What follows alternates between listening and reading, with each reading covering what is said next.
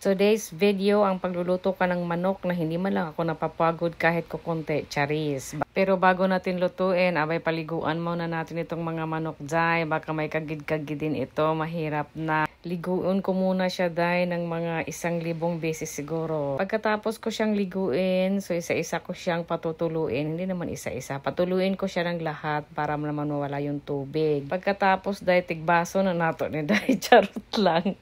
Pagkatapos dahil hiwain natin yan. So, yung hiwa or size na or laki ng paghiwa nyo ay nasa sa inyo na yan mga mi or mga jay. Kung gaano ba kalaki na yung mga bunganga. Kung maliit lang yung mga bibig, abay liitan nyo. Kung malalaki naman yung mga bibig, ay lakihan nyo din.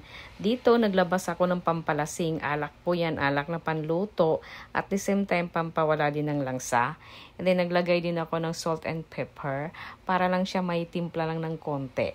Imikos-mikos hanggang sa mamikos na talaga siya lahat ba. Tapos, iset aside siya ng mga 30 years. Bago ko siya iset aside or patulugin, i-marinate ba? Oy, mag-ready tayo ng yung panghalo nito. Nung tawag yan, pangtanggal sa aswang. Charis, ito ay bawang. Abay, magtigbas-tigbas na tayo bawang diriday. Hiwa-hiwain na natin to ng mga maliliit, no? Wag naman masyadong malaki. So, dito sa kabilang side, nag-ready ako ng kawali. Inapuyan ko na siya at diyan ko lulutuin ang ating kokikokok manok. Hindi ko nilagyan ng tubig or mantika. Takpan lang natin ito at hayaan natin siyang mamutla. Okay, balikan natin. Takpan lang natin yan. And after 20 years, ayan na, kumikibot-kibot na siya. So, ibig sabihin, naglabas na siya ng water. Baliktarin natin kasi unfair naman yun sa kabila. Oh, hindi siya naluluto ba? Baliktarin lang natin yun ang lahat. Tapos, takpan siya ulit. Tapos, maraming tapos na hindi siya matapos-tapos. At dito nakikita nyo marami na siyang tubig na nilabas. Yan tubig na yan ay itatapon ko siya. Itatapon ko yung tubig dahil kasi hindi ko man kailangan yan. Ang kailangan ko yung manok. So, pagkatapos itong itapon ko yung tubig, isalang ko siya ulit sa apoy. Palabasin natin yung kanyang fats. Ibig sabihin, marami talaga siyang fats, no?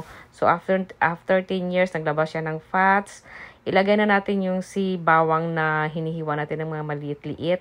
And then, maglagay ako ng toyo. Toyo lang yung panimpla ko. Kasi nung minamarinate natin to kanina, ako lang pala, ay nilagyan ko siya ng paminta at saka asin.